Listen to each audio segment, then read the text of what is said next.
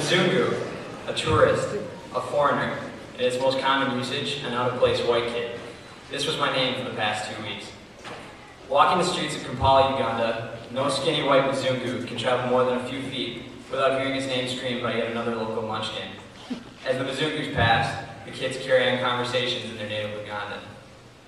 Obviously, I do not possess the linguistic wherewithal to understand what they said to and about us, but I imagine a typical exchange over the past 2 weeks went something like this. Mzungus, how are you? You're all dirty. Those are the same clothes you wore yesterday and the day before that. Why does one of them roll his head all the time? Tucker Walzer.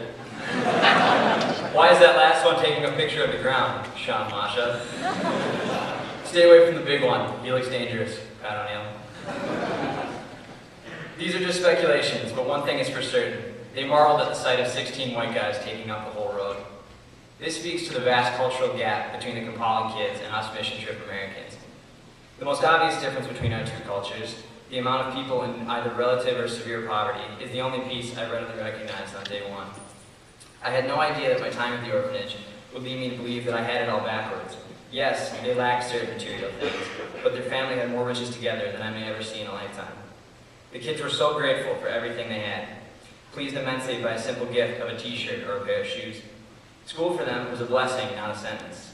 They were all so excited to work as hard as they possibly could, feeling absolutely privileged to be going to school at all. This was the next difference I noticed. Kids there always saw their glasses not only as half full, but as overflowing. They were more than willing to share with us their deepest stories, and to do so with a level of openness I have never before witnessed. All of this with a group of people they had just met. I found that the cultural gap extended into many parts of daily life, including athletics. They got it right when it comes to their athletes. 99% of theirs are men. On the second day of our trip, Pabat, one of the older boys, sat next to me and said, "I heard that in your country, women sometimes play soccer. This is true?" I laughed, responding, "Yes, that's true. We even have a women's national team." After a look of sheer confusion, Pabat burst out laughing and informed me that in his country, aside from a few running teams, the only sport women customarily participate in is recreational netball. The next difference I will address was a big one: city planning. In the Twin Cities, we have a large spectrum of homeowners. Some are wealthier than others, and neighborhoods are built accordingly. In Kampala, however, all social division seems to be completely ignored. The typical urban street might include a fairly large home, but this house would be undoubtedly surrounded by dozens of meager shacks.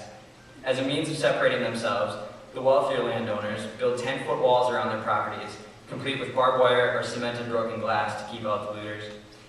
The only way to afford the luxury of pavement, crude as it is to have deep pockets. And the money gap isn't a subtle one. The asphalt drops off at the wealthy man's property line, leaving the financially troubled majority to walk, usually barefoot, on rocky, garbage-covered streets. The children of this poor majority learn only what is useful in survival, seldom afforded the opportunity to go to school, something that may ultimately prevent them from escaping their poverty. As we made our daily walks to the orphanage, these boys and girls would walk with us. One by the name of Mosa gave Sean a letter, requesting that Sean bring him the following: a digital camera, several balls, and some pencils, among other things. It was then that I was able to understand the separation between the kids on the street and those in the orphanage. Days before our departure, an email was sent by the UST kids already working there, asking for any advice they had that might be good for us STA guys to know. Their response said it all: you won't want to leave these kids. Boarding that first plane, I had no idea how true this would become for me. Arriving at the Daughters of Charity orphanage, we were greeted by dozens of smiling faces, from the littlest 2-year-old girl to the oldest boy. They were all unique, each with his or her own claim to fame. As they began to work with us on the chicken house, the older boys were the first to open up and show us their passions. Henry, aka Akon, must have been born to sing. He knew the words to all of Akon's chart toppers, and even wrote his own song, which was probably the greatest song ever written. Stephen, a 19-year-old, could dance not only in the traditional Ugandan style, but mastered a handful of breakdancing styles as well. His attempts to teach us were obviously a complete failure, but Tucker Walzer was able to convince him that his head roll was the traditional American dance move. Elvis, yes Elvis, was a baller. He dominated Pat O'Neill in chess all but one game, a game Pat talked about for the rest of the trip.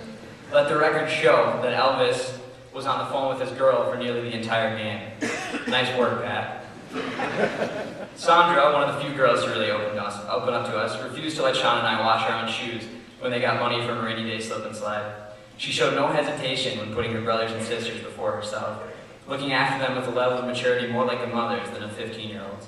I couldn't believe how committed she was to her family. The older kids all were. Now on to the youngins. I'll start with Raymond, the most violent child at the orphanage.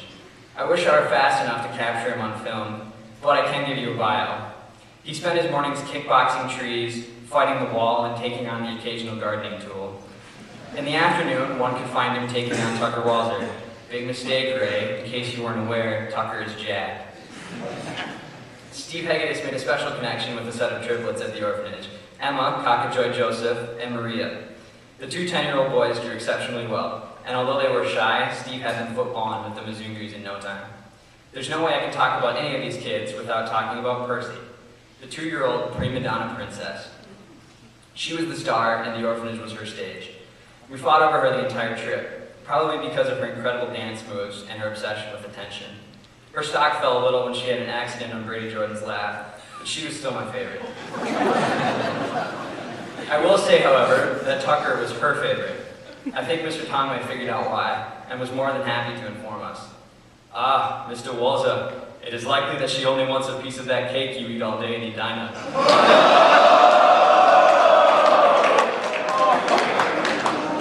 Whatever the truth may be, I loved every minute I was fortunate enough to spend with Percy and the other kids.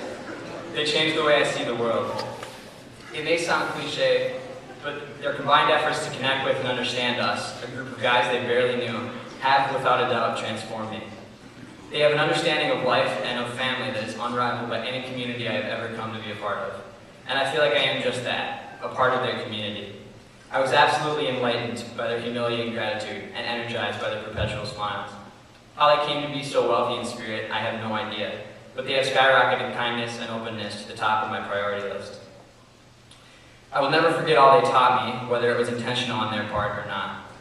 Throughout the trip, we were praised numerous times for the work our group was doing. But what these kids couldn't see was all they did for us. I think it is safe to say that we all came home a little different than we were that day we boarded the plane. Bettered in so many ways. When we left, the kids wrote us letters to remember them by.